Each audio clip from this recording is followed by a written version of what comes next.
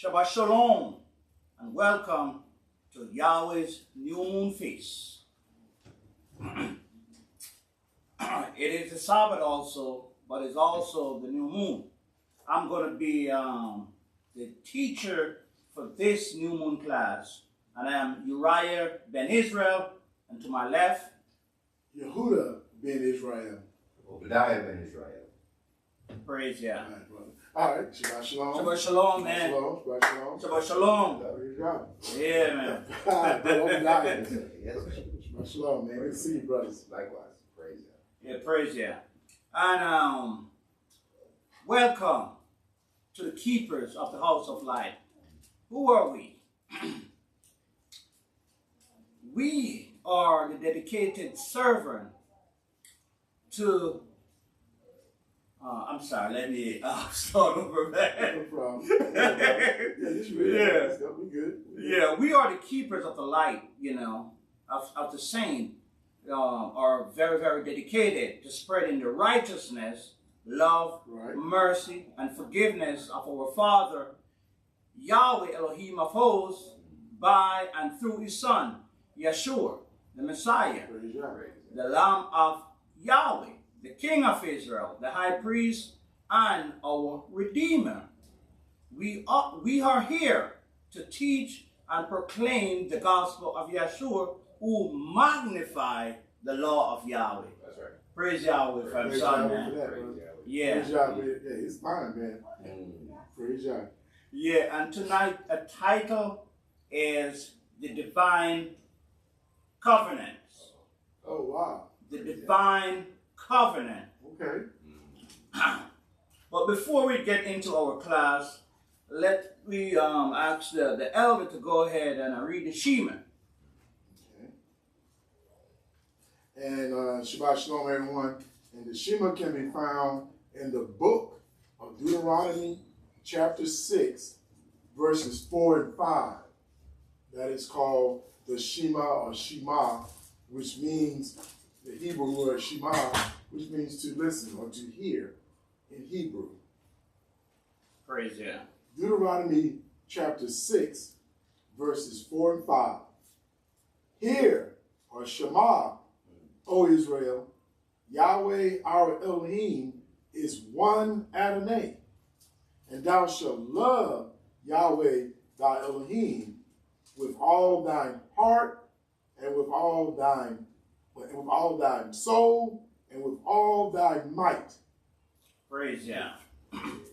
Thank you, my elder. And let's go ahead and read the authority why we do the things on the special night that Yahweh said instruct us, the children of Israel, to do. Let's turn to the book of Deuteronomy.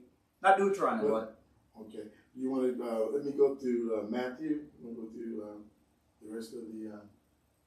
Oh, you can go where the Messiah magnified the law. Yeah. Okay. Let's go to just cover that. The Gospel of Matthew, chapter 22, verses 34 through 40. And this is when the Mashiach is addressing the Pharisees and Sadducees about the Great Commandment. Verse 34. But when the Pharisees had heard that he had put the Sadducees to silence, they were gathered together. Then one of them, which was a lawyer, asked him a question, tempting him, and said, Master, which is the great commandment in the law? And Yeshua said unto him, Thou shalt love Yahweh thy Elohim with all thy heart, and with all thy soul, and with all thy mind. Okay. Verse 38. He cites the Shema. That's right. Verse 38. This is the first and great commandment. And the second is like unto it. Thou shalt love thy neighbor as thyself. And on these two commandments hang all the law and the prophets. And that's where Yeshua magnifies. Yeah, praise Yah, praise Yah. Praise Yah, man, praise Yah. If you want to be a follower of Yeshua, you also have to read and hear and do what is written in the Shema. Praise Yah. Let's go ahead and go to Numbers. Okay. Chapter 28. 28. Yeah, read verses 11 through 15. In the book of Deuteronomy, chapter 28, beginning at Numbers, chapter 28, beginning at verse 11. And this is the order of the offerings. Verse 11. In the beginnings of your months, that's the new moon, right? That's correct. In the beginnings of your months, you shall offer a burnt offering unto Yahweh, 2 young bullocks and 1 ram, 7 lambs of the first year without spot, and 3/10 deals of flour for a meat offering mingled with oil, for 1 bullock, and 2/10 deals of flour for a meat offering mingled with oil for 1 ram. Verse 13. And a several 10th deal of flour mingled with oil for a meat offering unto 1 lamb for a burnt offering of a sweet savor, a sacrifice made by fire unto Yahweh. And their verse 14. And their drink offerings shall be a half a hin of wine unto a bullock, and a 1/3 part of a hin unto a ram, and a 1/4 part of a hin unto a lamb. This is the burnt offering of every month throughout the months of the year. In verse 15, and 1 kid of the goats for a sin offering unto Yahweh shall be offered beside the continual burnt offering and his drink offering. Praise yeah, praise yeah. Let's go to the book of Psalms 81, and pick it up and take it all the way through verse 4. Psalms, the book of Psalms, chapter 81, verse 1. Sing aloud unto Elohim, our strength. Make a joyful noise unto the Elohim of Yakov. Take a psalm and bring hither the timbrel, the pleasant harp with the psaltery. Blow up the trumpet in the new moon, in the time appointed on our solemn feast day. For this was a statute for Israel and a law of the Elohim of Yakov. Verse 4. For this was a statute for Israel and a law of the Elohim of Israel. Praise God. Praise the truth. Yeah, so we have to keep this new moon in our dwellings or anywhere we are. We have to keep the new moon. But let's go ahead and take it to another place before we go into the main class. The book of Ezekiel, Ezekiel 46. Okay, you want to go into the future, huh? Yeah, I have to go into the future because we have to understand that these things, most of our people don't keep it today, but we thank Yahweh for the spirit that He have given unto us to start doing these things because, hey, we're going to continue to do these things back in the millennium period. Right. Praise God. I'm in the book of Ezekiel, chapter 46. How far do you want me to read down, brother? Verse 6. Okay. Verse 1. Thus says Yahweh Elohim, the gate of the inner court that looketh toward the east shall be shut the 6 working days, but on the Sabbath it shall be open, and in the day of the new moon it shall be open. Verse 2. And the prince shall enter by the way of the porch of that gate without, and shall stand by the post of the gate. And the priest shall prepare his burnt offerings and his peace offering, and shall worship at the threshold of the gate. Then he shall go forth, but the gate shall not be shut until evening. Verse 3. Likewise, the people of the land shall worship at the door of this gate before Yahweh in the Sabbaths and in the new moon. Verse 4. And the burnt offering that the prince shall offer unto Yahweh in the Sabbath day shall be 6 lambs without blemish, and a ram without blemish. And the meat offering shall be an ephah for a ram, and the meat offering, or meal offering, for the lambs, as he shall be able to give, and a hin of oil to an ephah. Verse 6, and in the day of the new moon, it shall be a young buck without blemish, and 6 lambs, and a ram, they shall be without blemish. Praise yeah. Thank you for that. So what we just read was a vision of the kingdom of heaven, right? Yeah. So we keep the new moon in the kingdom of heaven. Correct. That's the future, huh? That's the future. And you know something that's interesting, Elder, the most sacrifices were offered on the new moon. Oh man, yeah. Because it's a joyful time. Yes. It is a joyful time to appear before your Creator, you know, with singing songs, eating, marrying, dancing, everything else. Praise God. Yeah, but, you know, do things decently and in order. Yes. Praise God. Yeah, praise God for that. All right. Now I would like to go into the main body of the class. Again, the title is The Divine Covenants. What is a covenant? A covenant is an agreement between 2 groups with rules, promises, and speculation that each group must do. Covenants are legal agreements often between a stronger group, such as a king, and a weaker group. There also are 2 types of covenants: conditional and unconditional. Conditional covenants. Both parties need to keep the terms. Unconditional. The stronger or the more powerful party will always keep the covenants, keep the condition of the covenant, even though the weaker party may fail to keep all the terms. The divine covenant or unchangeable covenant. This is a covenant made with the children of Israel by the Most High Yahweh.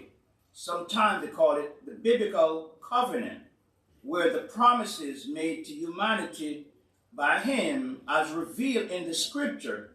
It is the agreement between Yah and the Israelite, in which Elohim promised to protect them if they keep his law and be faithful unto him. Right. That is just the simple, definition of those 2 types of covenant. We praise Yahweh, for keep his bargain, because if it wasn't for that, okay, we will be doomed today. All right, I would like to segue into the covenant. I would like to look, first of all, into the covenant that he made with Abraham. And we're going to go to the book of Genesis. Genesis chapter 13. And one of you guys can pick it up from verse 12 through 18. Okay. The book of Genesis chapter 13, verses 12 through 18. Abram dwelled in the land of Canaan, and Lot dwelled in the cities of the plain, and pitched his tent toward Sodom.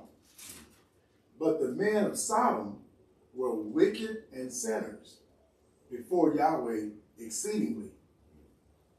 And Yahweh said unto Abram, after that Lot was separated from him, lift up now thine eyes, and look from the place where thou art, northward and southward and eastward and westward. For all the land which thou seest, to thee will I give it, and to thy seed forever. Praise God.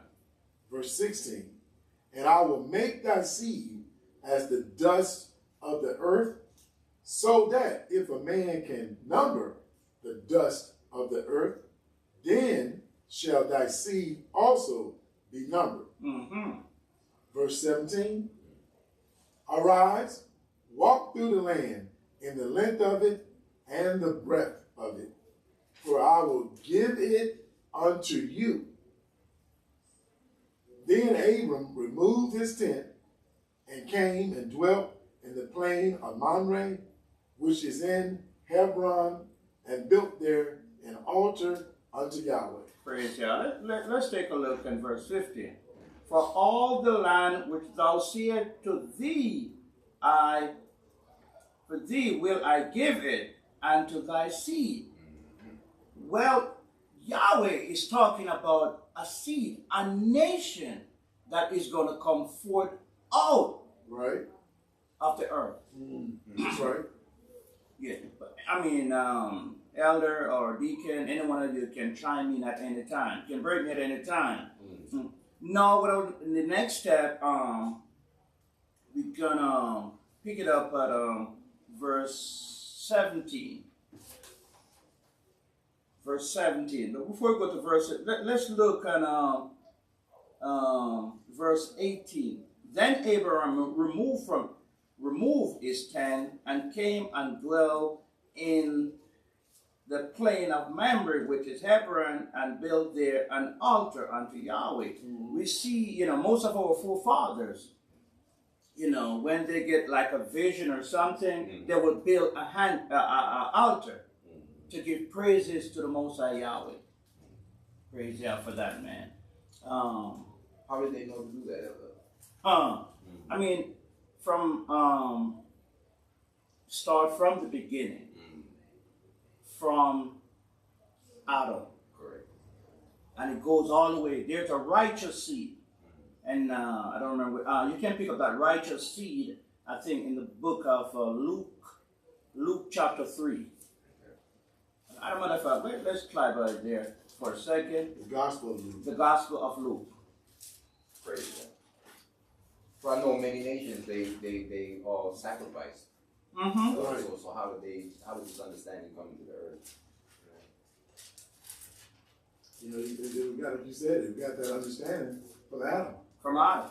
And it went through obviously the older seed, yeah. It also went through the other seed. And these are all traditional, these are sacrifice, all the things are present, a common thing in That's all right. cultures, of ancient times. Yes, sir. Up until up until Rome, the Romans, the Greeks, the Romans. Yes, sir. The Hebrew, our people. Right. The Egyptians. So it's a common thing. That knowledge, that light. That they relate. Yes, sir.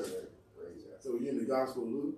The Gospel of Luke, there's so many names in the chapter. I don't want to go through the entire chapter. But look who they are called. Look who the righteous seed of Yahweh are called. Let's pick it up at verse 36.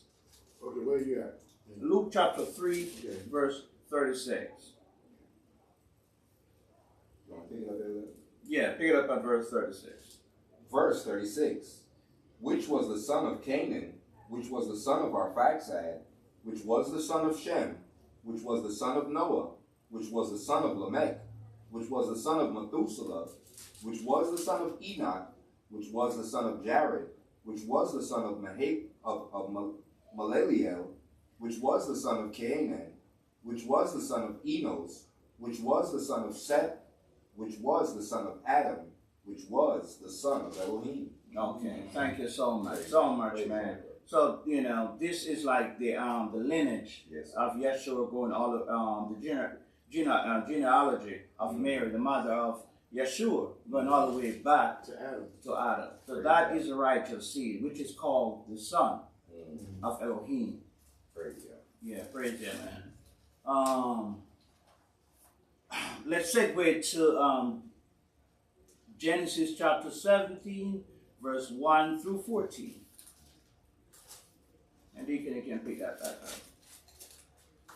Genesis chapter 17. It's Obi. Obi. What did it say? No, you said it right here. Okay, it's Deacon Obi. Okay. You said 1 through 14? 1 through 14. Yes, sir. Verse 1, Genesis chapter 17, verse 1.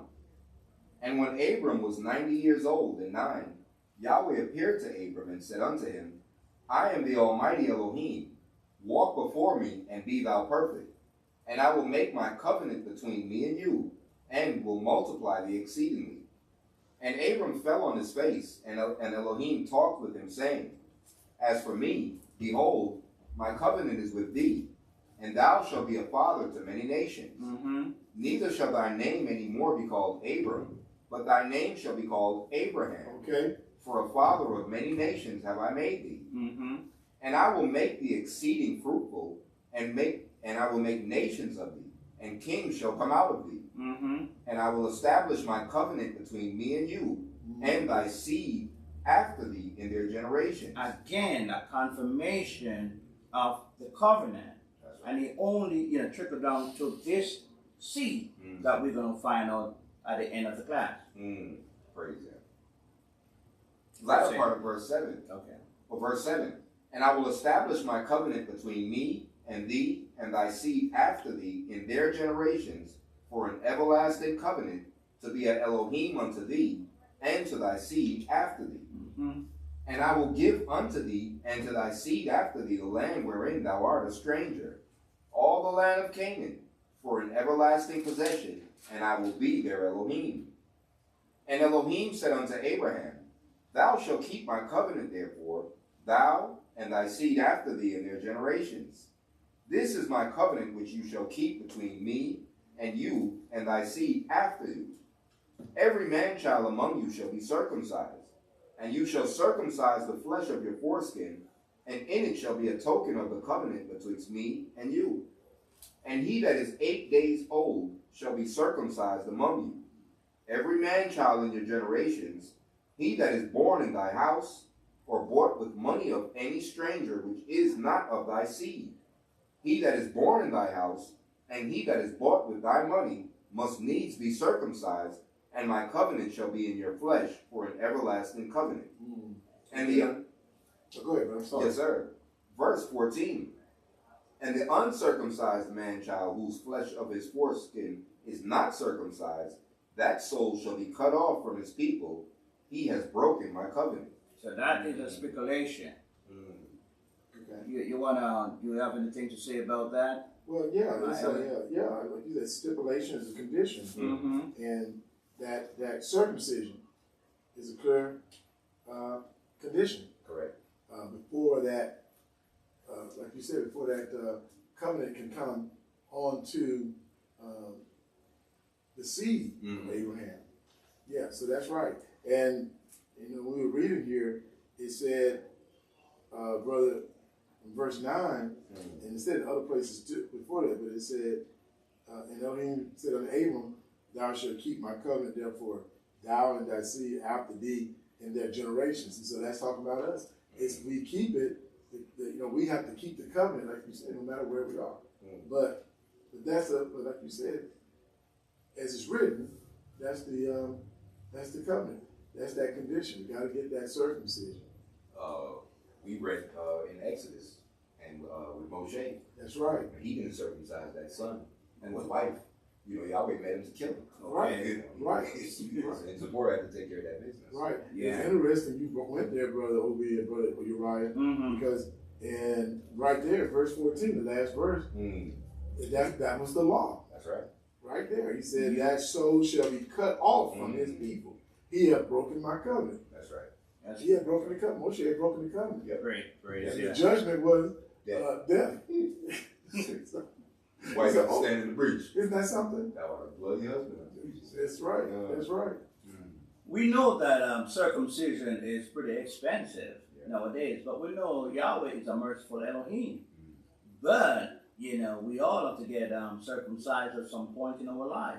Right. Because we cannot go into the kingdom, being uncircumcised in the heart and also uncircumcised in the flesh. Okay? When you mentioned about the expense of it, but depending on if you work and have insurance, correct, and you go to your doctor, you can you can ask me to get that done, but they're going to ask for the basis for it is for health purposes. Okay. You're going to say that's when you read it, because your insurance is going to cover that, because that may cut down on certain disease or bacteria, or whatever that may be. Correct. But that's how they look at it. Correct. That's how mine was done. I got mine done as an adult, so I had to pay for it. But I didn't have to pay for it, but I had to pay for it. It did everything. I went under anesthesia, the whole nine. But it have to be done. It had to be done. I wanted to be obedient.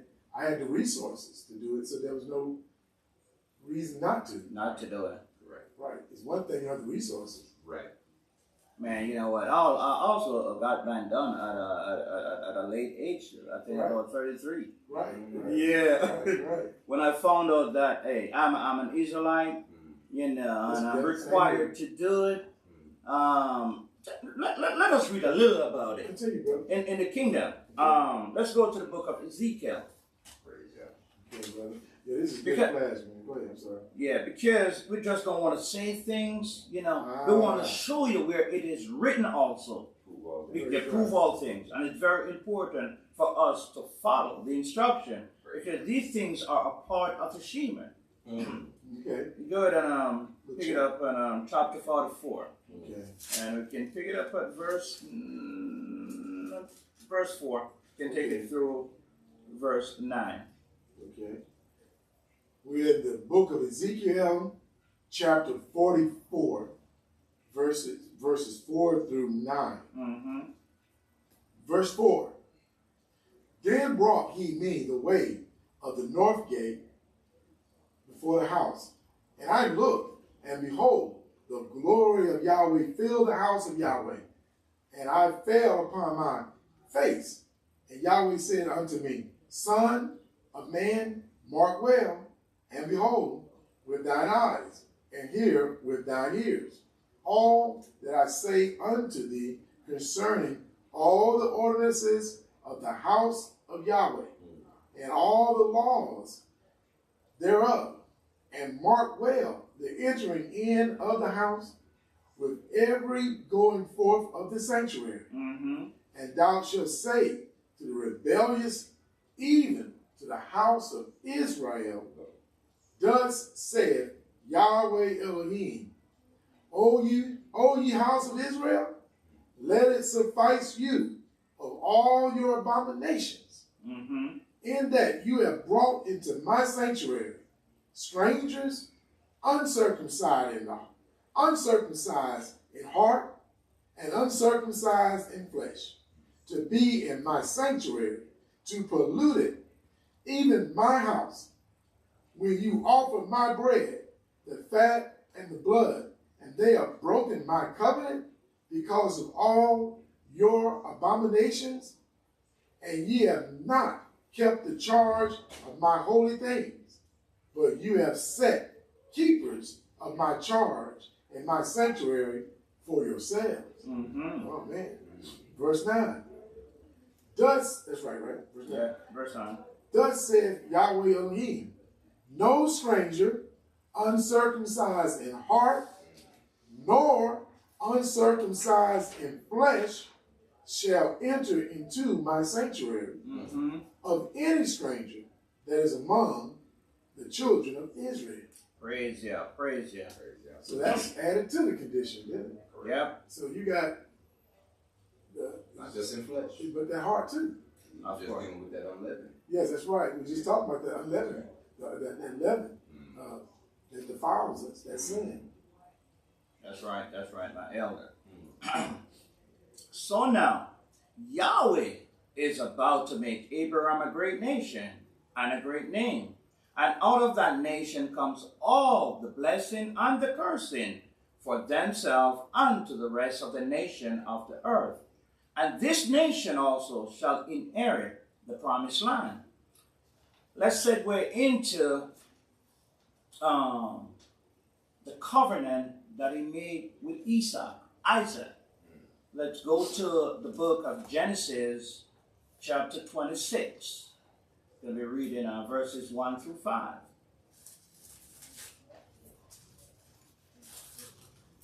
Genesis chapter 26, verses 1 through 5. Okay.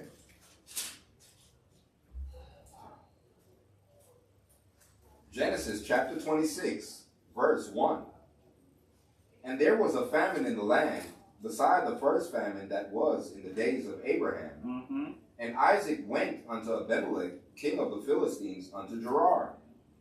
And Yahweh appeared unto him and said, Go not down into Egypt, dwell in the land which I shall tell thee of. Sojourn in this land, and I will be with thee, and will bless thee. For unto thee and unto thy seed I will give all these countries, and I will perform the oath which I swear unto Abraham thy father. Verse 3, read it again, my deacon. Yes, Elder. Verse 3, Sojourn in this land, and I will be with thee, and will bless thee.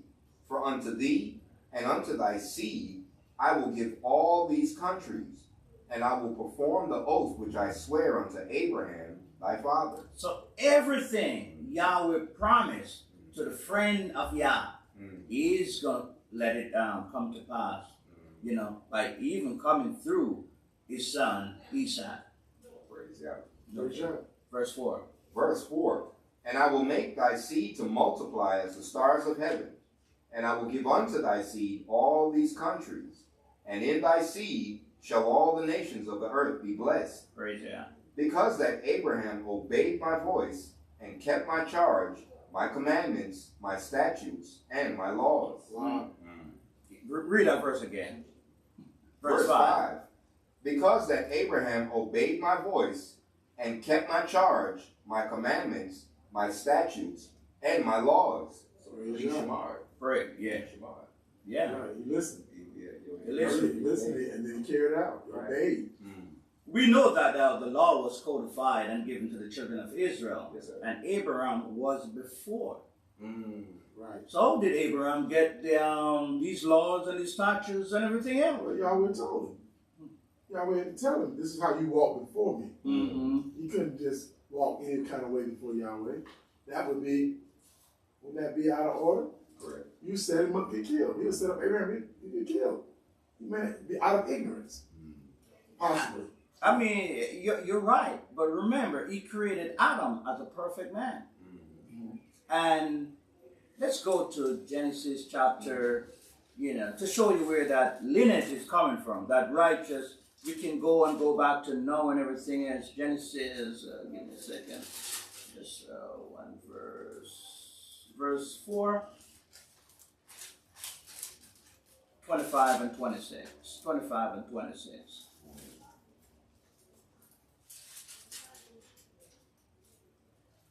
Genesis chapter 4, verses 25 and 26. And Adam knew his wife again, and she bare a son, and called his name Seth. For Elohim, she said, has appointed me another seed instead of Abel, whom Cain slew. And to Seth, to him also there was born a son, and he called his name Enos. Then began man to call upon the name of Yahweh. Praise Yah. You remember we went to the book of Luke. Yes. And we read the righteous seed. Correct. So this is a righteous seed that's extended from the beginning. So all these righteous men, they have a touch of Yahweh's law coming all the way down to Abraham. And I know I don't want to stay too long, but and also in the book of in that same book, in Genesis, Noah also. Noah was also called what? Right, he was. A righteous man. And he was preaching to the people. Righteousness to the people. Brought in that blood on the ungodly. Okay, and the ungodly. Praise Yah. Esau is one of the three patriarchs, and is an important figure. He was the son of the friend of Yah, Abraham. Miraculous birth. The father of Yakov, or Jacob, the grandfather of the 12 tribes of Israel. He is the only patriarch whose name wasn't changed. The only one out of the three patriarchs You know, Abraham, Isaac, and Yaakov. That's right. He's the only one who did not move out of the land of Canaan. And also, he was the longest lived of the three. Okay. Yeah, Abraham. Interesting. Yeah, Abraham died when he was like 175. Yaakov died when he was 147, and he died at 180. So those are just little information to to remember, because they are our forefathers, and we need to remember the history of our forefathers, because Yahweh has given have made a covenant with our forefathers, and through their seed we are here today. Yeah, that's true. Yeah, to continue, the work of our forefathers. With that said, let's segue into another covenant, the covenant of Yakov. Okay. And let's go into the book of, still the book of Genesis, Genesis 28. We want to see the covenant that Yahweh has made with our forefathers. Okay. And pick it up at verse 10 through 22. Okay. The book of Genesis, chapter 28, verse 10. And Yaakov went out from Beersheba and went toward Haran. And he lighted upon a certain place and tarried there all night, because the sun was set. And he took of the stones of that place and put them for his pillows, and lay down in that place to sleep. And he dreamed, and behold, a ladder set up on earth, and the top of it reached to heaven. And behold, angels of Elohim ascending and descending on it. And behold, Yahweh stood above it and said, I am Yahweh your Elohim, of Abraham thy father, and the Elohim of Esau. The land whereon thou liest, to thee will I give it, and to thy seed. Praise Yah. Verse 13, this, was the covenant, the confirmation of the covenant in Jacob. Okay. And to the seed of the nation of Israel. Praise Yah. Yeah. Verse 14, and thy seed shall be as the dust of the earth, and thou shalt spread abroad to the west, and to the east, and to the north, and to the south. And in thee, and in thy seed, shall all the families of the earth be blessed. Let me ask you a question. Is this has been changed? That covenant? Is that covenant been changed? No. Okay. No. Yahweh changes that. Yahweh, thank you. My It don't name. change. No, it ain't like us. We'll make a promise or agreement and break it Yeah. in a minute. Because it's not a good deal. But that's what we agreed to this. Yeah. Oh, now things look different. So I don't want to carry out the arrangement to my harm. Say, woe to the man that put his hand to the plow. And then We draw See it that? back. You know, Yeah. that's Hold right. on to him. That's right. Whoa. Okay. Verse 15. 15. And behold, I am with thee, and will keep thee in all places whither thou goest, and will bring thee again into this land, where I will not leave thee until I have done that which I have spoken to you. Praise Yah. Verse 16. And Yaakov awake out of his sleep. He's sleeping there. He's dreaming. And Yaakov awake out of his sleep, and he said, surely Yahweh is in this place, and I knew it not. And he was afraid and said, how dreadful is this place? This is none other but the house of Elohim, and this is the gate of heaven. Praise Yah. Verse 18. And Yaakov rose up early in the morning, and took the stone that he had put for his pillows, and set it up for a pillar, and poured oil upon the top of it. It's the same thing. Huh? Yeah. Verse 19. And he called the name of that place Bethel, But the name of that city was called Luz at the first. And Yaakov bowed a vow, saying, if Elohim will be with me, or if Yahweh will be with me, and will keep me in this way that I go, and will give me bread to eat and raiment to put on, so that I come again to my father's house in peace, then shall Yahweh be my Elohim. Praise God. And this stone which I have set for a pillar shall be Elohim's house, and of all that thou shalt give me, I will surely give thee the tenth unto it. Praise God. Praise God. Thank you, my elder. And with that, what I would like to do now is to segue into the covenant that he made with Moshe. I mean, some folks may call it the Sinai covenant, or some will call it the Old Covenant. Okay. Yeah, because our people, they like to turn things in all different directions. But let's look at the covenant, what he had made with Moshe, or give to Moshe to hand it down to our people. Let's go into the book of Exodus. Exodus chapter 19. Okay.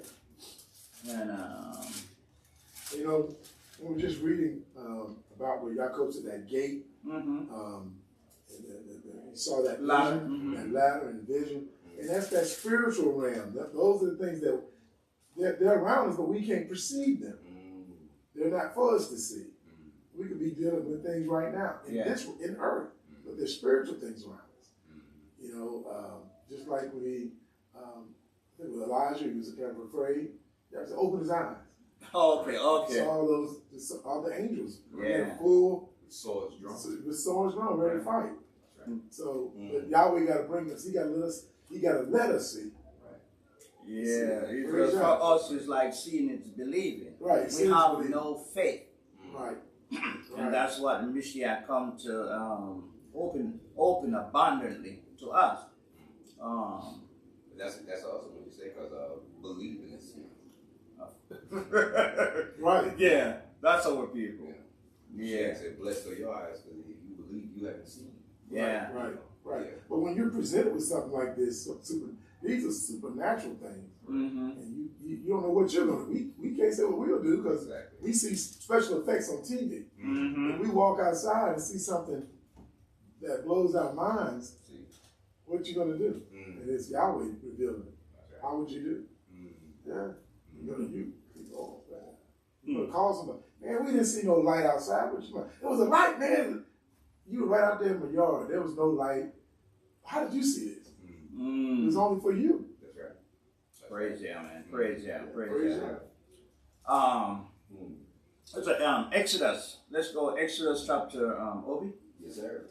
Pick up at verse 1. What chapter, brother?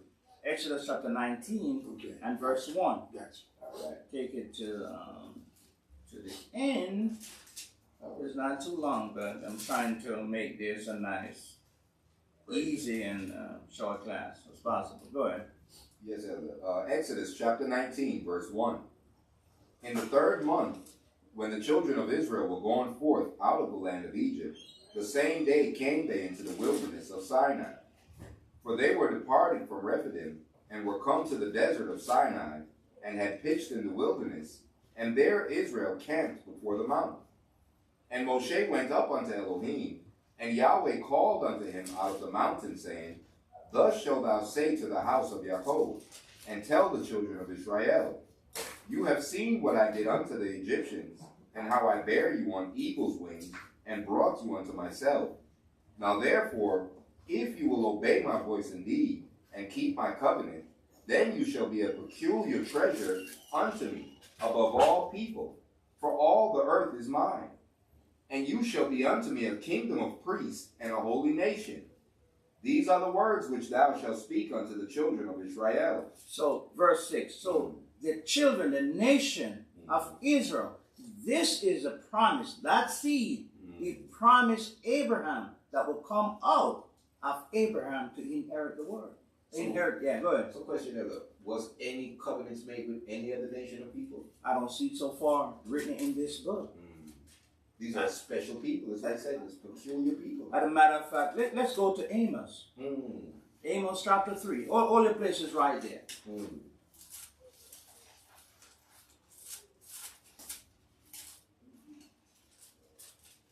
Because in my history of reading and researching, I haven't seen Yahweh made any covenant with any other nation but the children of Israel.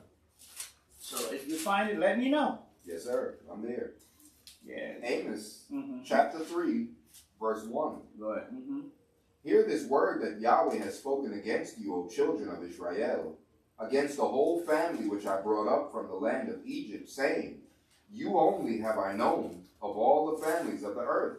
Therefore, I will punish you for all your iniquities. Praise Him. So you haven't made anything with any other nation. We are the only one. And jump to verse 7. Let's read verse 7.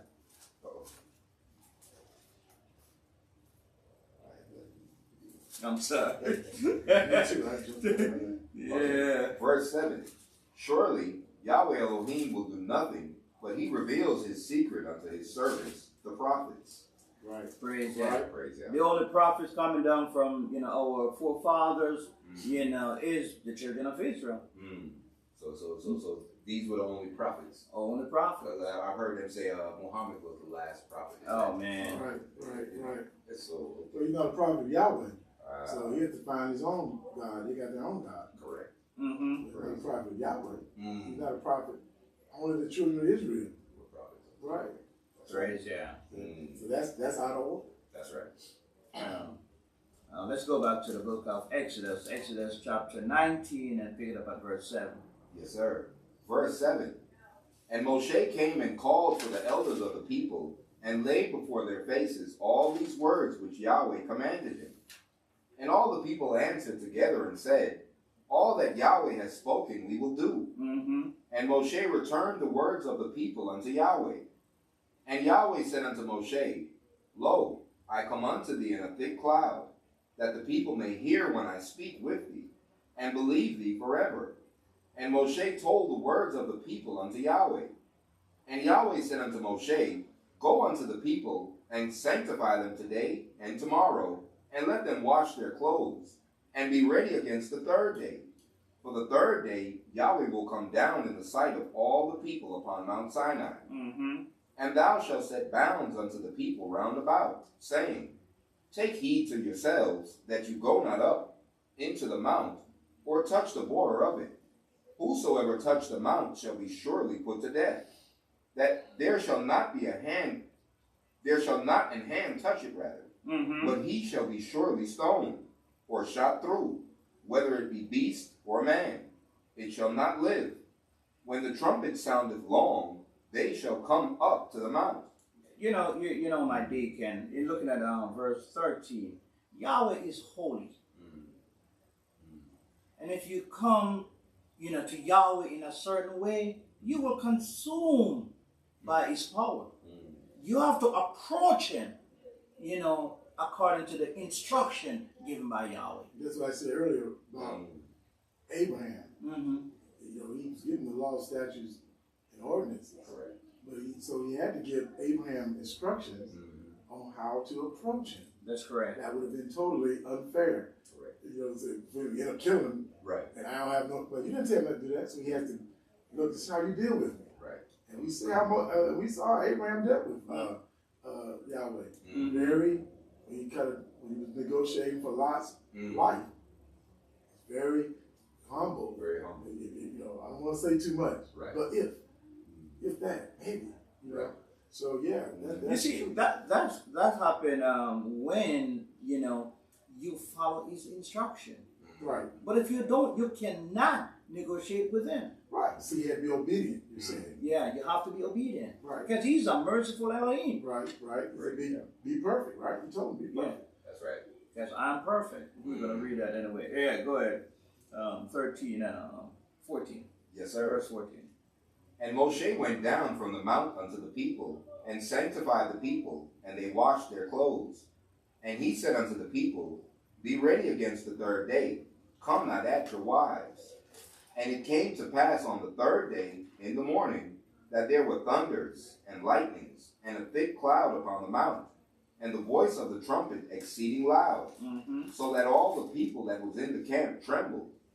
And Moshe brought forth the people out of the camp to meet with Elohim, and they stood at the nether part of the mount. And Mount Sinai was altogether on a smoke, because Yahweh descended upon it in fire, and the smoke thereof ascended as the smoke of a furnace, and the whole mount quaked greatly. And when the voice of the trumpet sounded long, and waxed louder and louder, Moshe spake, and Elohim answered him by a voice. Praise Yah. Which nation can say that today but our forefathers? Correct. We spoke with Elohim. We speak with him face to face. And sadly, our people reject them. But they'll tell you that, well, they'll tell you, so, well, someone else wrote the book, so I don't even want to pay attention to it. Man, we can see, man. Oh, man. Right. We are a rebellious nation. Yeah. Praise Yah. Yeah, go ahead, man. Verse 20. And Yahweh came down upon Mount Sinai on the top of the mount, and Yahweh called Moshe up to the mount, to the top of the mount. And Moshe went up. And Yahweh said unto Moshe, Go down, charge the people, lest they break through unto Yahweh to gaze, and many of them perish. And let the priests also which come near to Yahweh sanctify themselves, lest Yahweh break forth upon them. Like you say, they have to be careful how they approach Yahweh. Exactly. That's right. Verse 23. And Moshe said unto Yahweh, The people cannot come up to Mount Sinai, for thou charged us, saying, Set bounds about the mount, and sanctify it. And Yahweh said unto him, Away, get thee down, and thou shalt come up, thou and Aaron with thee. But let not the priest and the people break through to come up unto Yahweh, lest he break forth upon them. So Moshe went down unto the people, and spake unto them. Praise Yah. Praise Yah. Elliot, Yahuda, can you pick it up at verse 1? Yeah, but I think before you go, I think chapter 19 is that contract, that covenant, that's a proposal. That is a proposal. Yeah, That is a proposal. And they locked themselves in, did they not? He took what Yahweh told him, told Moshe, you tell him this, right? That's right. And he went and told all the elders, and everybody signed off on, yeah, we're going to do what Yahweh said. So this was a marriage. It's a marital contract. It's a covenant. It is a covenant. Yeah, it's a covenant. But they accepted it, right?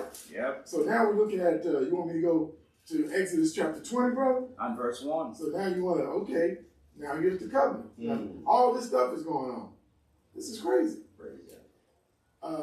Exodus, the book of Exodus. This is showing you the terms now. Now we get down to Getting down to the nitty gritty of things. Right. Of the contract now. Come on. Okay. Go ahead, So now you're going to see it. What you got to do. Exodus 20, verse 1. And Elohim spake all these words, saying, I am Yahweh thy Elohim, which have brought thee out of the land of Egypt, out of the house of bondage. Thou shalt have no other gods before me. Thou shalt not make unto thee any graven image, or any likeness of anything that is in heaven above, or that is in the earth beneath, or that is in the water under the earth. Thou shalt not bow down thyself to them, nor serve them. For I, Yahweh, thy Elohim, am a jealous Elohim, visiting the iniquity of the fathers upon the children unto the third and fourth generation of them that hate me, and showing mercy unto thousands of them that love me and keep my commandments. Verse 7, thou shalt not take the name of Yahweh thy Elohim in vain, for Yahweh will not hold him guiltless that taketh his name in vain. Verse 8, Verse 8. Remember the Sabbath day to keep it holy. 6 days shall thou labor and do all thy work. But the seventh day is the Sabbath of Yahweh thy Elohim. In it thou shalt not do any work, thou, nor thy son, nor thy daughter, thy manservant, nor thy maidservant, nor thy cattle, nor thy stranger that is within thy gates. For in 6 days Yahweh made heaven and earth, the sea, and all that in them is, and rested the seventh day. Wherefore Yahweh blessed the Shabbat at the Sabbath day and hallowed it. Verse 12. Honor thy father and thy mother, that thy days may be long upon the land which Yahweh thy Elohim giveth thee. Thou shalt not kill, thou shalt not commit adultery, thou shalt not steal, thou shalt not bear false witness against thy neighbor. The 10th commandment here, right? Verse 17. Thou shalt not covet thy neighbor's house, thou shalt not covet thy neighbor's wife, nor his manservant, nor his maidservant, nor his ox, nor his ass, nor anything that is thy neighbor's. Take it all the way to verse 25? 20. 21. Yeah, 21. Verse 18. And all the people saw the thunderings and the lightnings and the noise of the trumpet and the mountain smoking. And when the people saw it, they removed and stood afar off. And they said unto Moshe, Speak with us, and we will hear.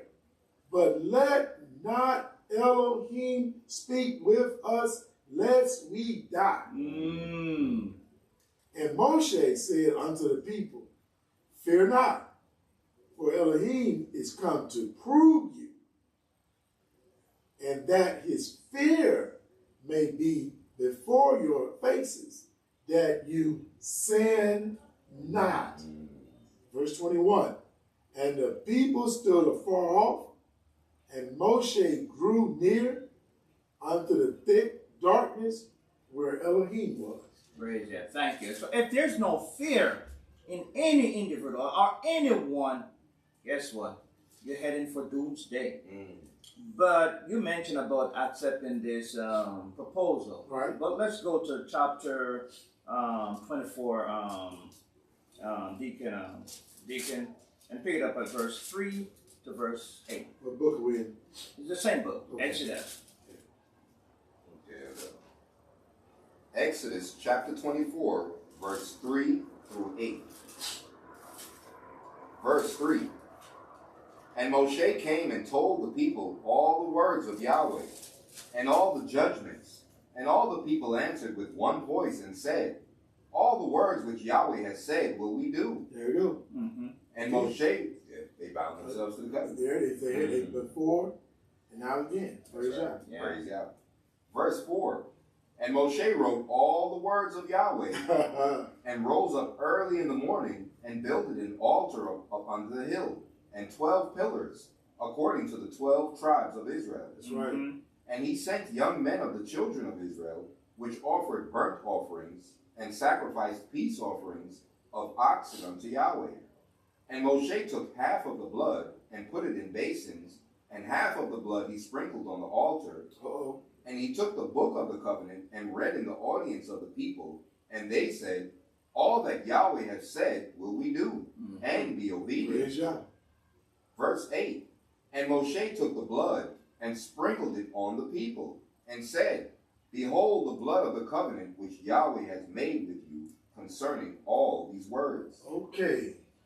Praise. Yeah, we're going to say No, something. okay, great. No, if you look at the parallel thing, you know, with this covenant and the new covenant that was made with the Mashiach, it was made of blood. Right. It's a Look, blood. yeah, by blood, yeah. Right. But, you know, also, brother, what you just read, praise God for this, because what Moshe wrote is put a contract.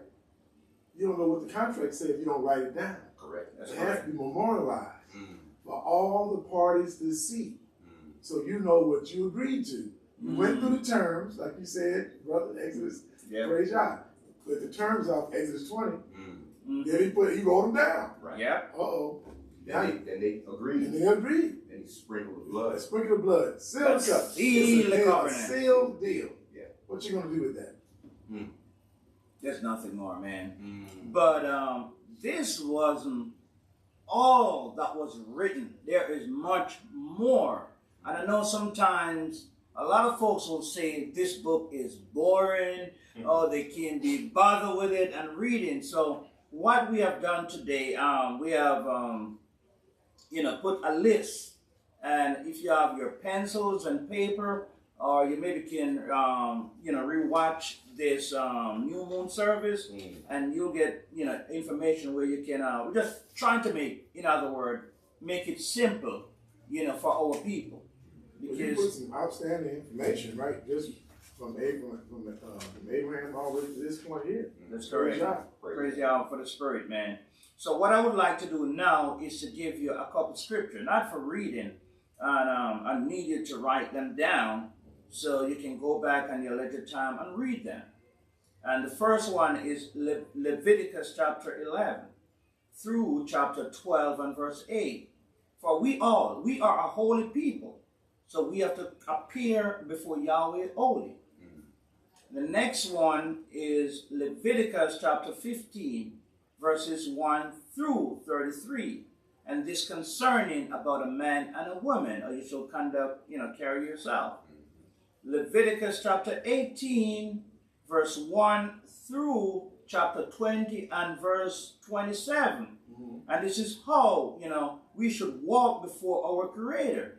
Because our Creator required us a certain way to walk before Him righteously. Leviticus chapter 23 and verses 1 through 44. And these are the sanctified holy days that was given to our people. Because we need to do them. Chapter 27. Leviticus chapter 27, verse 30 through 34. And this concerning the tithe. Because we know those pimps out there, they love to take money from our people. And, read, as what the Mashiach said. He magnified the law of Yahweh. And you have to read it also. Read it and understand it. Okay, let's go to the book of Numbers. Numbers chapter 5. Verse 1 through 6 and 27. And this have to deal with the vows that you made, with your spouse or anyone in your household.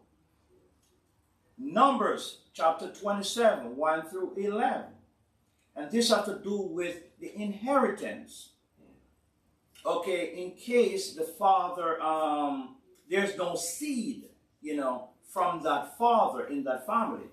How you should divide your inheritance. I'm giving you a little, synopsis, of everything as I go down these scriptures, which are very important to you. I'm just trying to make them very, very simple for you. Chapter 30, Numbers chapter 30, verse 1 through 16. And this also is the law concerning vows. Next, the book of Deuteronomy, chapter 1 through chapter 7 and verse 11. And this also involved the Shemer. As we read, my elder deacon, read it before. This, because we are a holy nation, we have to separate ourselves from, iniquity from other nations that continuously, committing iniquities. Deuteronomy chapter 17, only a few more leaves to go. And that's what I said. Read these, we try to make it so simple for you. Chapter 17 and verse 1 through 18 and 22. And this is concerning, how you choose your king. Should you vote? What should you do? Deuteronomy chapter 21, verse 1 through 25. And verse 19, and this also is a regulation for both men and women concerning divorce. You need to read that. You look in our days today, we have so many divorce, taking place, because we are not following, the instruction or the law, the commandment that was given by the Most High. Deuteronomy 28, verse 1 through 68. And this is where you find the blessing and the cursing. Okay? Now that's critical, isn't it? It's very, very critical, because our forefathers, this is, a conditional, thing right here. Yeah, you do what Yahweh says, you get the blessing. And if you don't, you get the cursing. That's why, look at our people today. What situation they are in. Look at the condition of our forefathers. Elder, I was, go ahead and finish that. I can wait for you. So these, all the whole entire book, this is what, show the difference between Yah's people and the rest of the nation. This is how he sanctified them. This is how we separate them. Yeah, sanctified. Brothers, I was watching a program. It's I think it's very popular today on the manosphere. And they're talking about, our women and our people, men and women, and different things like that. Our aversion to marriage and having decent relationships with each other, which must go to marriage. That's right. So now I can see what you were talking about, but when you were going over the covenants, as you're going over those things, and those that in Exodus 20, the 10 Commandments, and then the other scriptures that you laid out, that's the problem with Black America. Yes. That's the problem with this country. But so-called Black America, children of Israel, sin and rebellion is our problem. No matter what, we can talk about how men should get married and women shouldn't stop. No, you're not. They're not going to do it because they have excluded God, the true God, the one and true God, out of the equation. And that's wrong, man. So that's wrong. These things were given unto us by covenant. By covenant. Exactly. And you'll be blessed by them. Like you laid out all those things, but you can have problems in your household if you don't keep these commandments. Right? And even there's a problem, arise in your household, by doing all this, and these things make you wise. Give you wisdom. Give you wisdom. There it is. So you can solve the problem. Right. You can address it, hopefully, without calling outside parties. That's correct. To come to you, and to try to intervene. But this is what Yahweh, He gave all the nations this. We spoke about this last week. You're right. Our forefathers, as we know, that's why we're here today. They didn't take this covenant serious. They forsook it, the living water for cisterns. Broken cisterns. They don't know water. So it's sad when you read this. It's historical, but as you're reading it, it makes one, we're the progeny and the result of a broken covenant with Yahweh. A broken vessel. A broken vessel. We can't hold no water here until we come back to this truth as our nation. We're trying to be egos, but praise Yahweh for you, brother. But Yahweh doesn't change. No, He's still the same. So His covenant still stands. Oh yeah, so we're good. We just have to do what we're supposed to do. Exactly. Yes. Stop walking contrary to Yahweh. Right. And He won't be contrary to us. Exactly. Yeah, so we have to start following. But now let's go to the book of Deuteronomy chapter 6. And we can pick it up at verse 16, take it through on 25.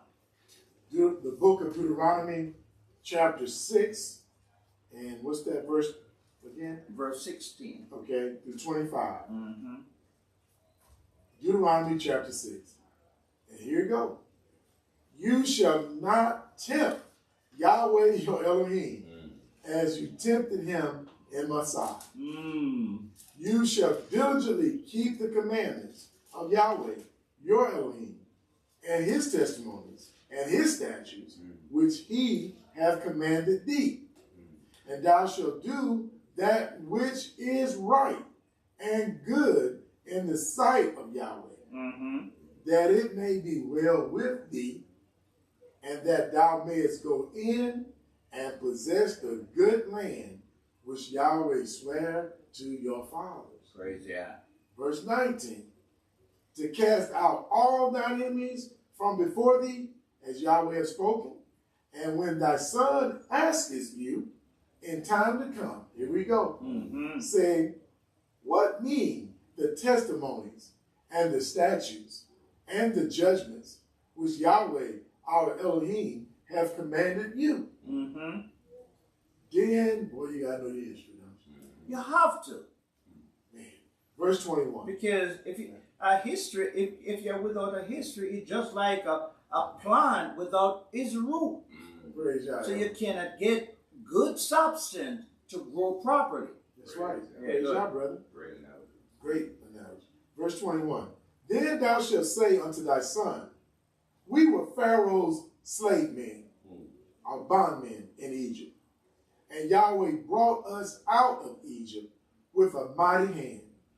And Yahweh showed signs and wonders great and sore upon Egypt, upon Pharaoh, and upon all his household before our eyes. And he brought us out from thence, that he might bring us in to give us the land which he sware unto our fathers. And Yahweh commanded us to do all these statutes, to fear Yahweh, our Elohim, for our good. I'm sorry, let me do that again. Verse 24. And Yahweh commanded us to do all these statutes, to fear Yahweh, our Elohim, for our good always, that he might preserve us alive. Praise God. As it is at this day. He's talking to his son, right? Yeah. That's how we got to talk to our We children. have to talk to our children. We got to sit down and break it down. Yeah. Verse 25. And it shall be our righteousness if we observe to do all these commandments before Yahweh, our Elohim, as he hath commanded us.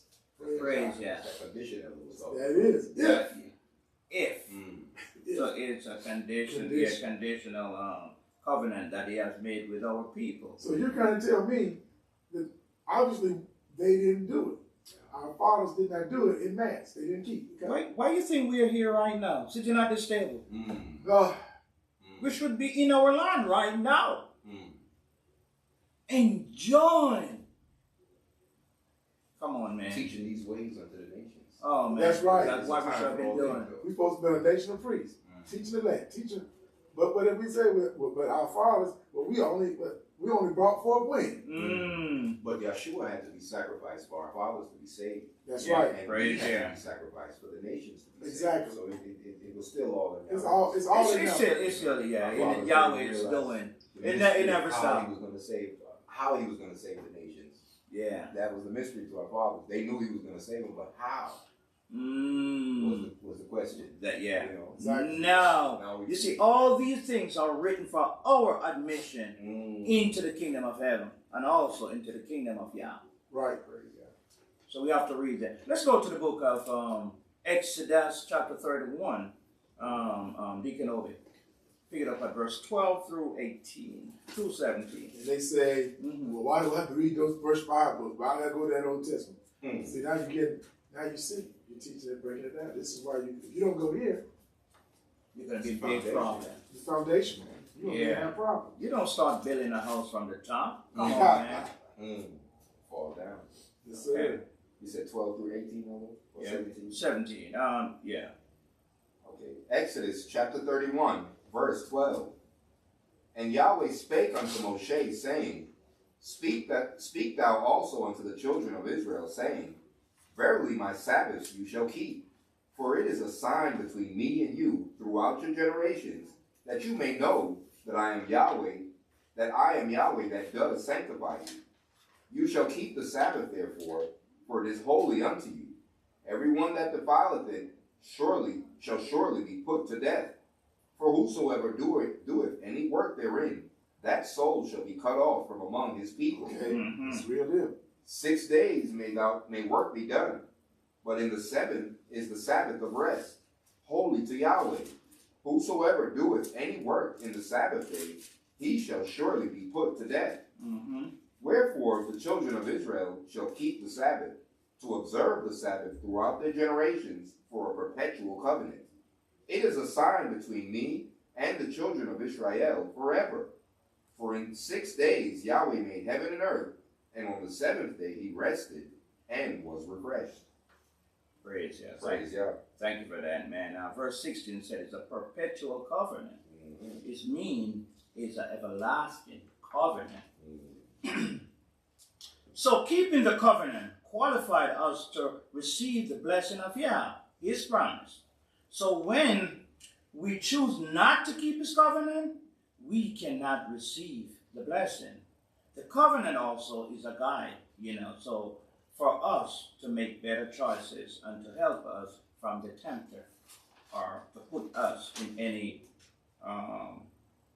entanglement. Yeah, praise Yah, praise Yah. Now, I know time is on us, but we have to keep it moving. Let's go to another covenant, the covenant that he have made with David. Okay. And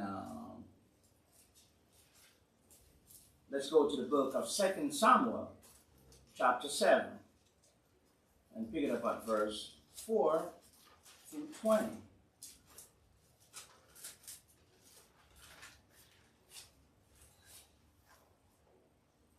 As a matter of fact, pick it up at verse 10. Okay.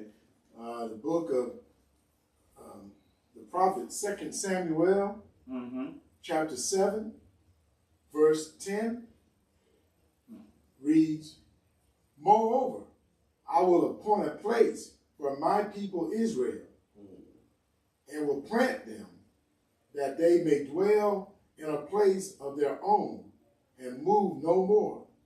Neither shall the children of wickedness afflict them any more as before time. And, before then, I know time is running up on us right now, but this was the prophet Nathan that went to David because, he has, Yahweh has made a covenant with David.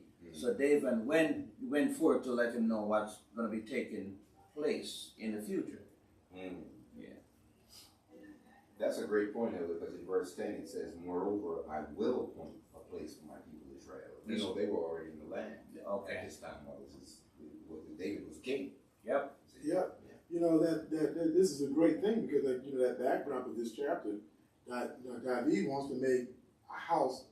He had his heart to make a house for the covenant, for the ark to dwell in. He wanted to make. He got a house, and the next thing you know, Yahweh sent that prophet over to him, Nathan, and said, "Yeah, let's talk." He was a man after Yahweh himself, man. But see, I think that's important. We have to put Yahweh's business first. And see, we put Yahweh's business first, but we got to put his business first with the right heart. Right.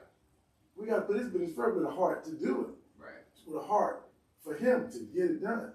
So you can do all the works you want, but what's the heart? I'm doing it grudgingly.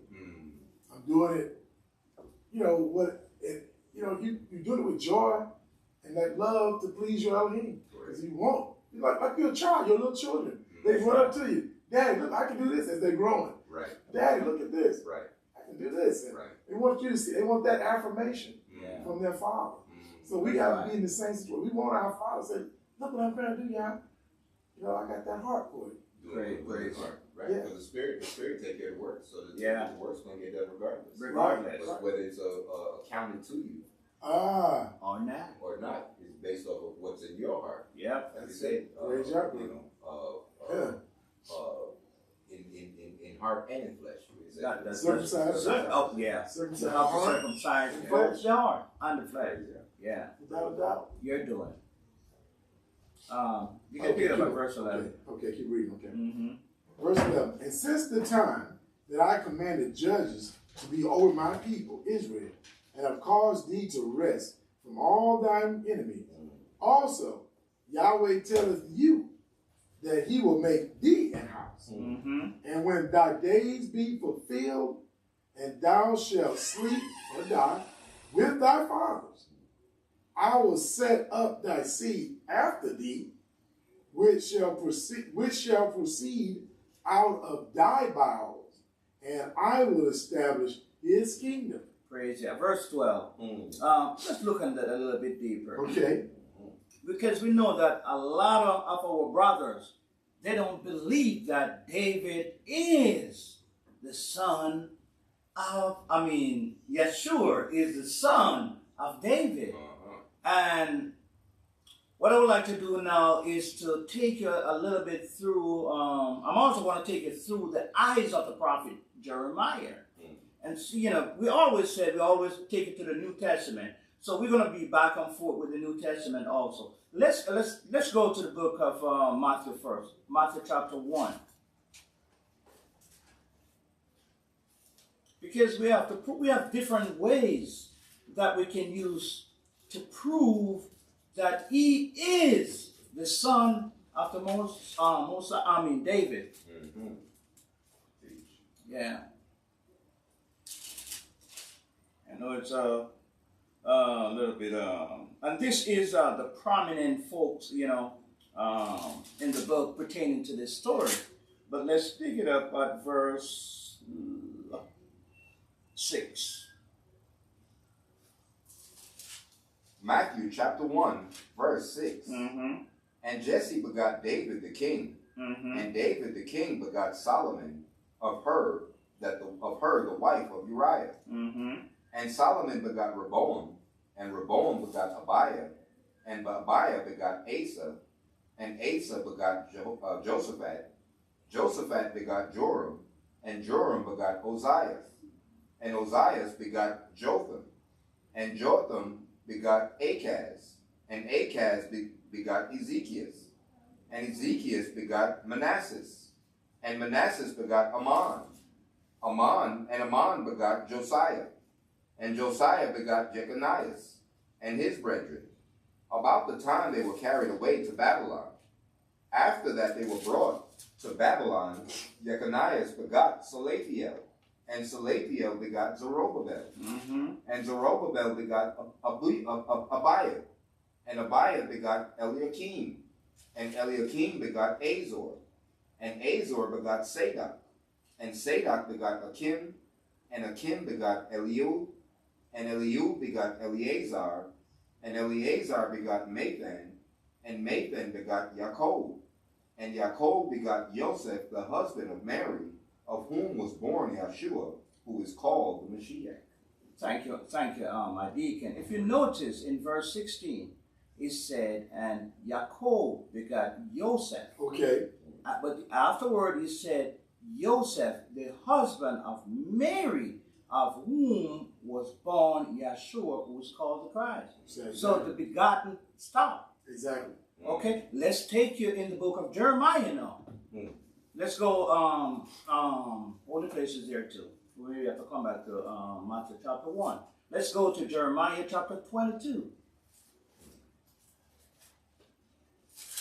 Jeremiah chapter 2, we'd like to pick it up at verse 24. Cut it a little bit short. Jeremiah 22? Yeah. Verse 2? No, verse 24 through 30. Okay. Jeremiah chapter 22, verses 24 through 30. Verse 24. As I live, said Yahweh, though Coniah, the son of Jehoiakim, king of Yehudah, were the signet upon my right hand, yet will I pluck thee thence. Okay.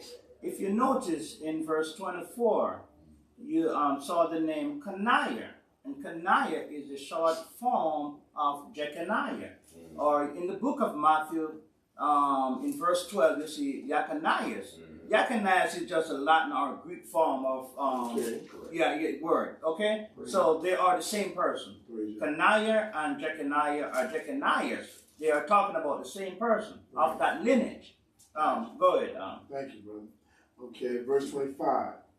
And I will give thee into the hand of them that seek thy life, and into the hand of them whose face thou fearest, even into the hand of Nebuchadnezzar, or Nebuchadnezzar, king of Babylon, and into the hand of the Chaldeans. Mm-hmm. And I will cast thee out, and thy mother that bare thee, into another country, where you were not born, and there shall you die. Mm-hmm. But to the land whereunto they desire to return, thither shall they not return. Is this man Coniah a despised, broken idol? Is he a vessel wherein is no pleasure? Wherefore are they cast out, he and his seed, and are cast into a land which they know not? So we see here that Coniah or Jeconiah is a broken vessel. Yahweh have no pleasure in this king. Right. Because he's a king that descended from Josiah. Josiah is his father. Grandfather. Mm-hmm. Go ahead, man. No problem. Verse 29. O earth, earth, earth, hear the word of Yahweh. Thus says Yahweh, write you this, man. Verse 30, sorry. Thus says Yahweh, write ye this, man childless, a man that shall not prosper in his days.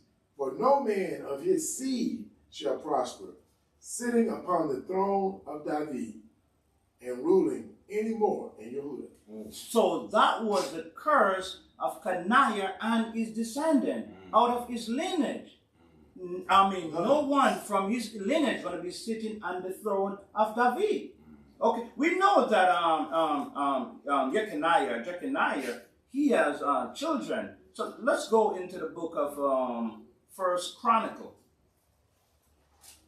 I hope I got this one. First Chronicle. Hold the places there too. We'll finish with Jeremiah for the time being. Let's go in the book of Chronicle. First Chronicle, chapter 1. No, First Chronicle, chapter 3, verse 10.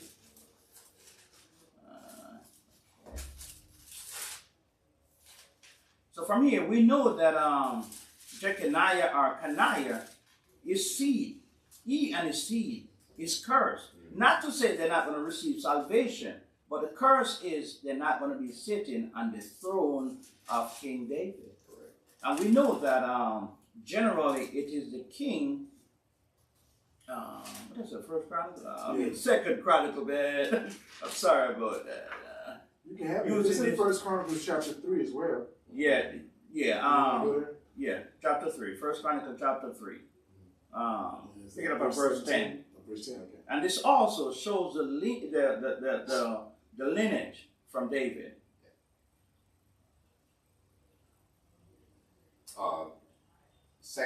First Chronicles, chapter 3, verse 10. Mm-hmm.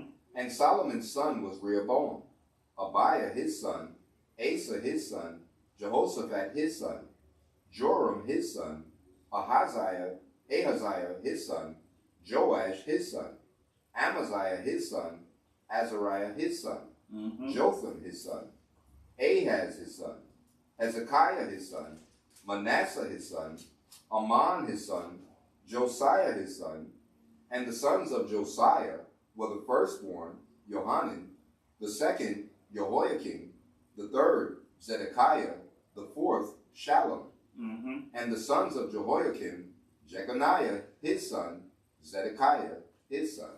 Yeah, that's it. And 17. Read 17. Yes, sir. We read about this in Matthew. Mm-hmm. And the sons of Jeconiah, Aser, Salathiel, his son. Just a little confirmation there. Right. So if we see that the lineage goes down to Joseph, Joseph, that is the Mary. So Joseph could never, if Joseph was the son of Yeshua, something is wrong. Yeshua could never sit on the throne of David. Go ahead, brother. Because of Coniah, or Jeconiah. Because he was cursed. Right. Right. Yeah. from sitting or his seat on the throne of David. Right. And but if there's any place in this book that you can find where Yahweh reverses that curse, let me know. Because there's no place. Right. Because I know folks have an issue with David being the father of Yeshua. But it proves here. Exactly. Okay? That's it I want to bring forth with that. Praise God. Good teaching. Yeah. Let's go back to the book of what? Where was 13? 2 Samuel? Yeah, Did we finish it? No. Okay. Let's go back there and finish it. Let's see here. 2 Samuel, and I think I was on the Verse 13. verse 13. Here it is. Let me read 12 again. Yeah, read 12 again. Verse 12. 2 Samuel chapter 7, verse 12. Mm-hmm. And when thy days be fulfilled, talking about David, when thy days be fulfilled, and thou shalt sleep with thy fathers, I will set up thy seed after thee, which shall proceed out of thy bowels, and I will establish his kingdom. He shall build a house for my name, and I will establish the throne of his kingdom forever. I will be his father, and he shall be my son. If he commit iniquity, I will chasten him with the rod of men and with the stripes of the children of men. But my mercy shall not depart away from him, as I took it from Saul, whom I put away before thee. And thine house, David's house, right? And thine house and thy kingdom shall be established forever before thee. Thy throne shall be established forever. Verse 17. According to all these words, and according to all this vision, so did Nathan speak unto David. Praise Yah. Praise Yah for that. Now, let's segue into the new covenant. Yeah, I'm sure you can find out one. Yeah. We've been talking now. You've been around us. You've been studying and going over this word. Yeah. But you're so right. Only, like you said, to sit on David's throne forever. Yeah. It can only be one that can live forever. Correct. It couldn't have been Solomon. It couldn't have been Solomon. No. David. We got a lot of brothers. Right. That high priest, Yahshua's that high priest. He lived forever. That throne was established forever. Exactly. So he's an everlasting. He is now the high priest who never dies. He lives forever. And we know that under Solomon, his sons, the kingdom was divided. Exactly. Yeah. Rehoboam had it. That's right. If we talk about Rehoboam, Yeah. and Jeroboam took the north, That's Yeah. right. as it was written. That's right. Praise Yah. Yeah, Yahweh don't do anything unless he let his prophet know before. That's Right. Yeah. That's where that is. Yeah. Praise God. Praise God for Yahweh. Yeah, let's read the new covenant. And the new covenant can be found in Jeremiah chapter 31, 31. verse 31. Okay. So you mean, hold on. So it's not in the New Testament? It's not in the New Testament. Wow. How can the New Covenant or the New Testament be in the Old? And as they say, we read out the Old Covenant, and you say the New Covenant is in here? You see, what folks need to understand is there is no old or there is no new. It's a one complete book. That's right. Okay. Okay? One complete book. You see, Yahweh, I don't know if we're going to go into it. Yahweh has taken away the first, when he was talking about the animal sacrifice. And then he gave us the Mashiach himself. Okay. Yeah, you see, he take a, because the animal sacrifice was like a schoolmaster to us. But now the schoolmaster is here. There's no need Right, for the animal sacrifice anymore. Even though he's going to reinstate the animal sacrifice. Because when he returned in the millennium period, you cannot kill Yeshua anymore. That's right. Okay. So Them days, that's over. those days are over. Sacrifice again. If you willfully, committed a sin, you're going to be killed. You're going to be killed. That's right. So, any sin or those animals sacrificed in the new way, new kingdom, in the kingdom of heaven, it's just for errors. Hallelujah. Yeah. Jeremiah chapter 31, verse 31. Mm-hmm. Behold, the days come, saith Yahweh, that I will make a new covenant with the house of Israel and with the house of Yehudah, not according to the covenant that I made with their fathers in the day that I took them by the hand to bring them out of the land of Egypt, which my covenant they break, although I was a husband unto them, saith Yahweh. Mm-hmm. But this shall be the covenant that I will make with the house of Israel. After those days, saith Yahweh, I will put my law in their inward parts, and write it in their hearts, and will be their Elohim, and they shall be my people. Praise yeah. Praise Yah. Man, come on now. You're messing people up with this, Elder Uriah, because I thought the New Testament, or the New, they even use the word differently to trick you. Instead of saying New Covenant, they say New Testament. But it's the same thing. It's the same thing. It's the same thing. But Contract or whatever. It's the same thing. But you're telling me, what the Christian had to tell me, the New Testament is for everybody. But now, I just read here, the brother was just reading, and I was following along with him. He said, verse 31 is very, is with the house of Israel and with the house of Judah. Mm-hmm. Where? That's what we asked earlier. Was there any other covenant? Or was there any covenant made with any other people besides the children of Israel? Yeah, you did ask that question. You did posit. Yeah. You posited that question. You asked us to show you. Show me. Whenever you can show me in this book where it is written, then I will believe you. Let's see where the covenant, that new covenant was sealed. Go into the book of Luke, chapter 22, verse 19 through 20.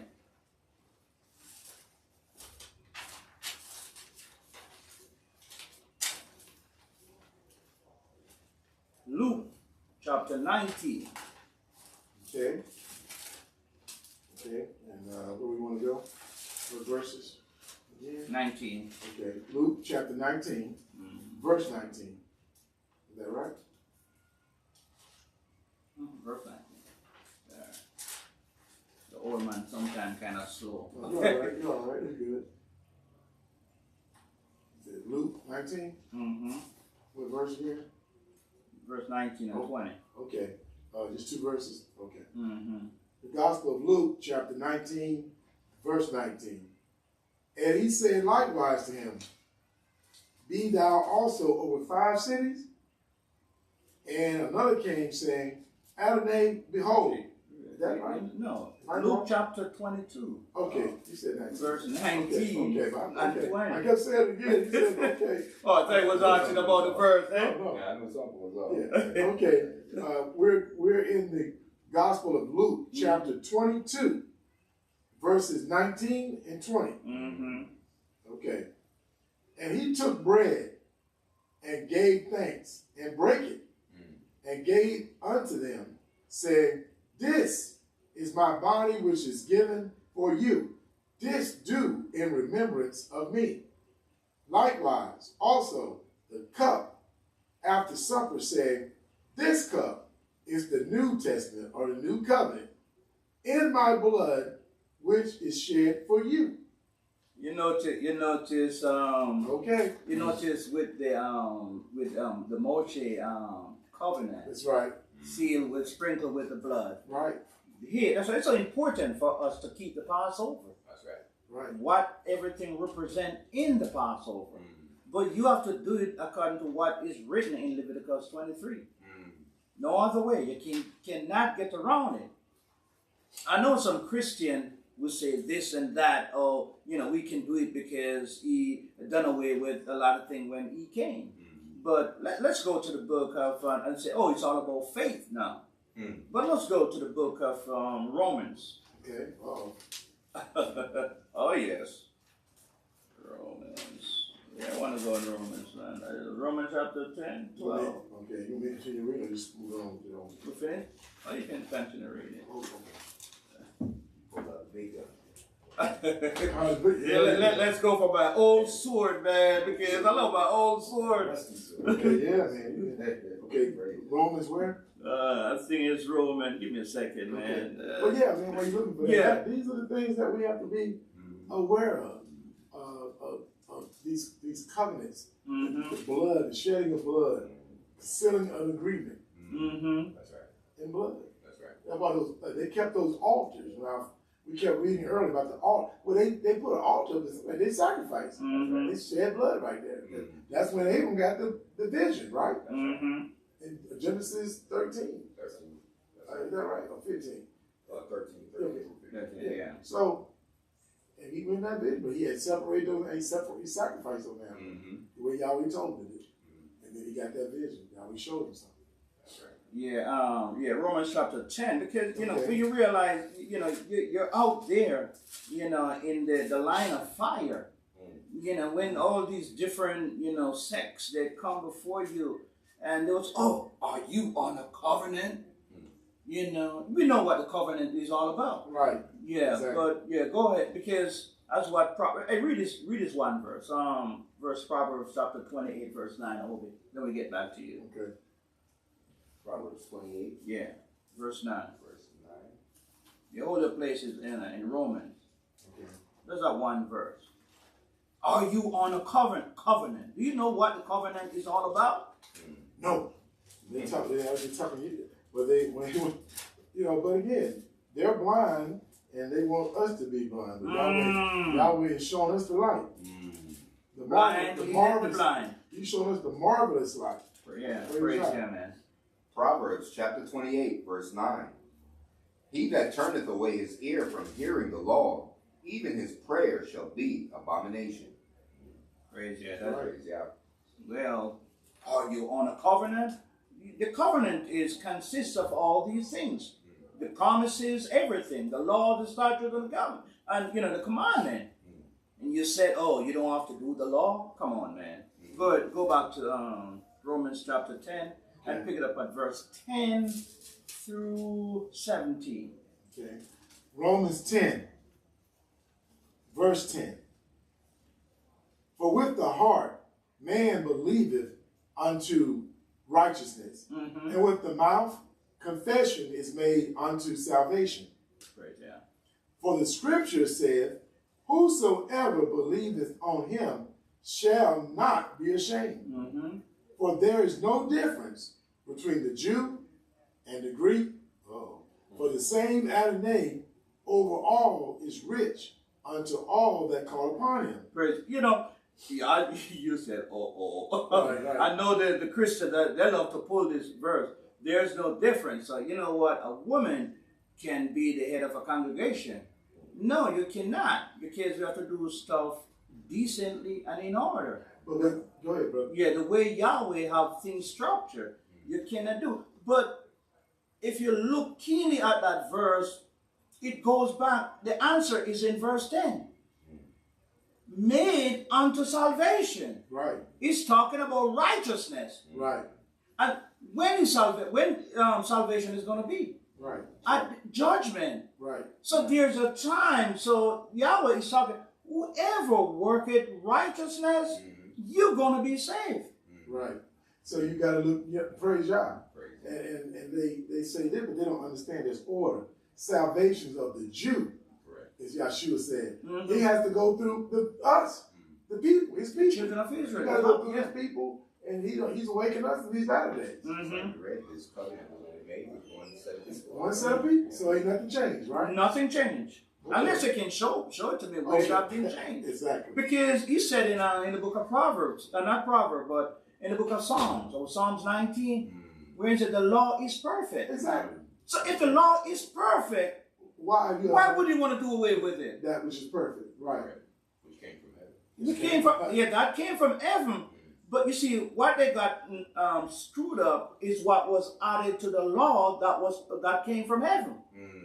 And then the hypocrisy of our fathers. Thank you. Yeah. Go to all the places there. Go to Galatians chapter 3 for me, my deacon, and read just one verse.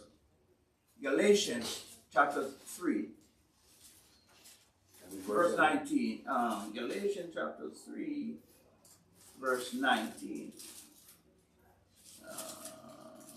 19.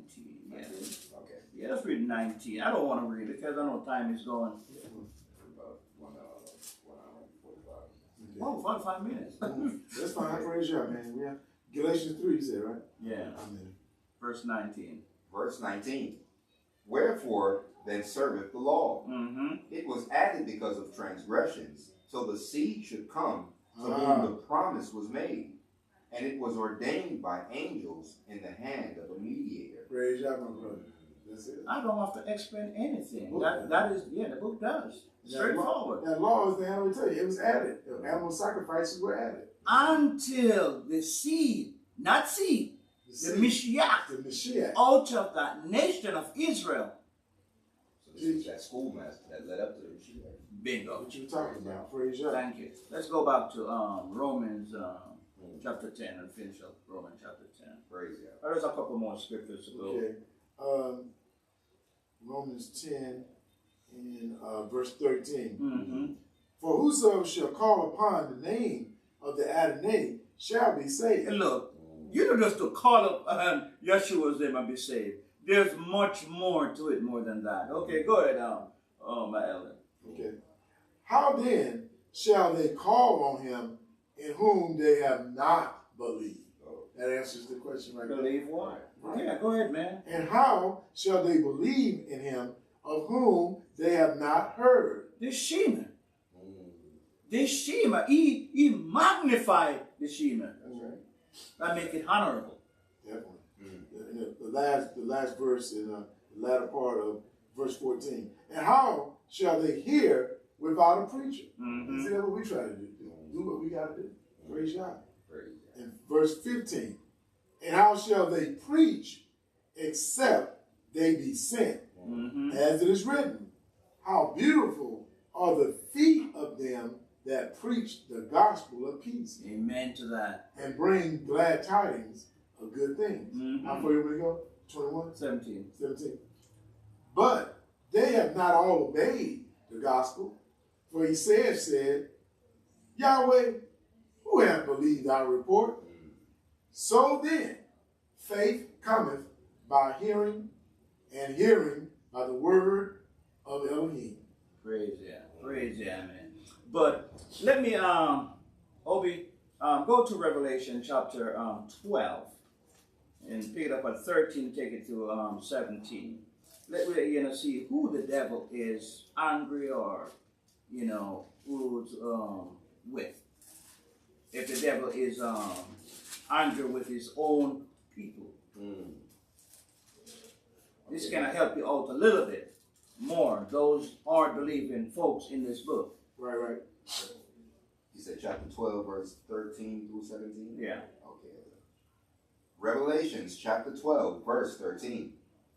And when the dragon saw that he was cast into the earth, he persecuted the woman which brought forth the man-child. Mm-hmm. And to the woman were given 2 wings of a great eagle, that she might fly into the wilderness, into her place, where she is nourished for a time, and times, and half a time from the face of the serpent. Yeah, and, in verse 13 and 14, the women here represent the children of Israel.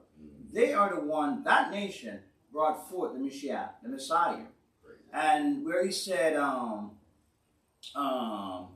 woman going to fly, that Yahweh gave her 2 wings, that she might, not 2 wings, I'm sorry about that. Yeah, 2 wings of a great eagle, that she might fly into the wilderness, into her place where she is nourished for a time, and times and half a time. We're talking about times represent 1, times represent 2, and half a time is 6 months. So it's 3.5 years.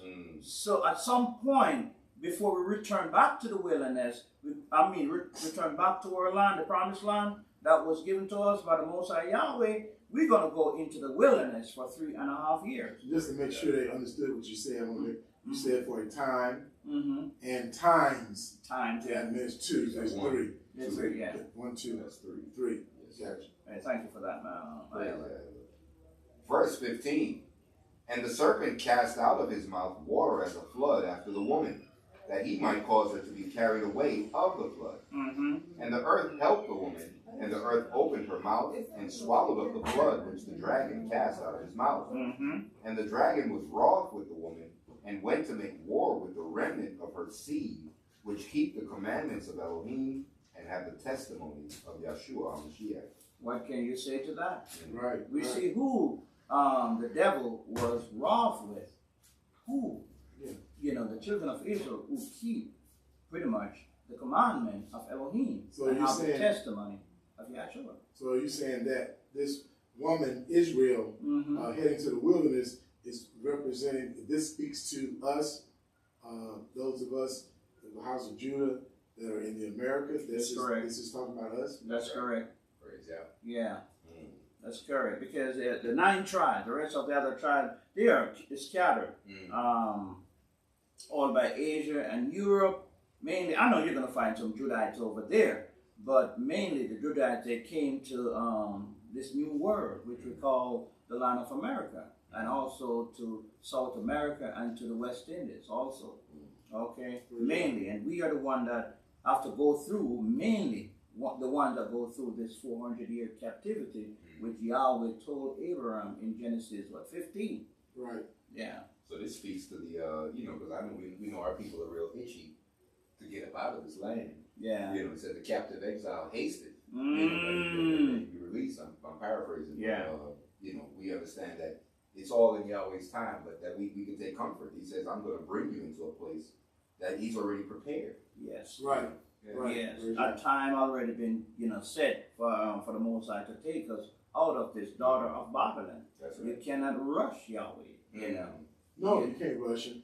No, that's, we don't know. That's going to be a tough time. In times of, things are looking that way now. Correct. The world is getting set up. Things are being shook around.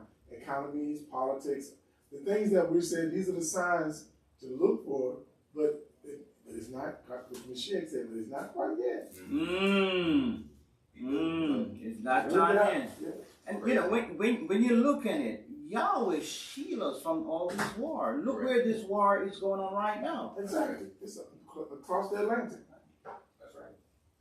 Okay. They're going through that. We're not going We're through not that. going through that anymore. Right. Yahweh is protecting us. That's right. Okay. Praise Yah. And there's one more piece of we're going to be reading. And then call it. Let's go to the book of Ephesians, chapter 2, verse 8 and 9. Friends, so they Praise God. praise Him, man, for the Spirit. Ephesians chapter 2, verse 8 and 9. Okay. Ephesians chapter 2, verses 8 and 9. Mm-hmm. Verse 8.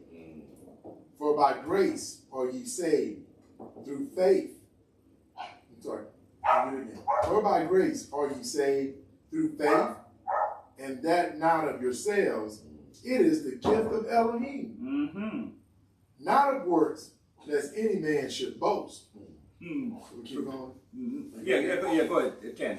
Yeah. For we are his workmanship, created in Christ Yeshua unto good works, which Elohim have before ordained that we should walk in them.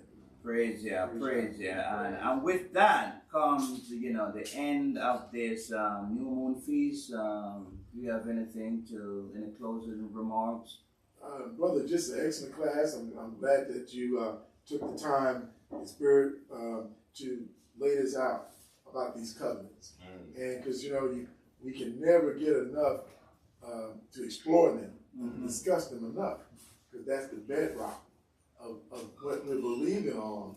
Because we're hoping not only in the Mashiach, but all those promises, he fulfills those things. Yeah. We're going to get the blessings of not only that covenant as we in this land, but we're looking for other promises to come, to be fulfilled. So praise Yah. I don't have anything else to add, but encourage everyone to read those scriptures that you suggested they read. Mm-hmm. Take the time to go over them.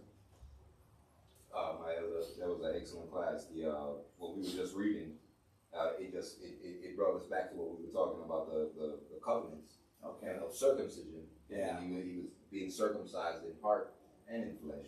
And Right. then we just read, for by grace are you saved through faith, and that not of yourselves. It's the gift of Elohim, and not of works, Okay. Wow. I mean, so it's like you were saying. I mean, because you do the works. Okay, you do the works, but what's in your heart when you're doing the works? That's what you said. What is in? That, so Yeah. Hallelujah.